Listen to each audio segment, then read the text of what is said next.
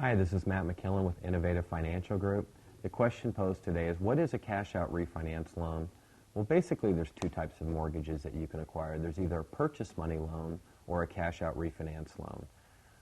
A purchase loan is generally the loan that you use when you close on your house. There's no cash coming out of the transaction. You're actually bringing money to the closing table to purchase your home. A cash-out refinance loan can be done either on a first mortgage or a second mortgage basis. If, let's say, you refinance the loan that you took when you bought your home 5 years later and you pull out some money for home improvements or you pull out some money to consolidate some debts, that's considered a cash-out refinance. If you take a second mortgage, whether it be a close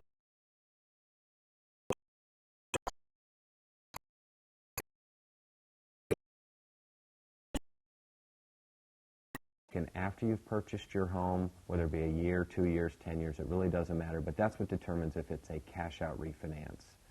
Again, my name is Matt McKillen. I'm with Innovative Financial Group.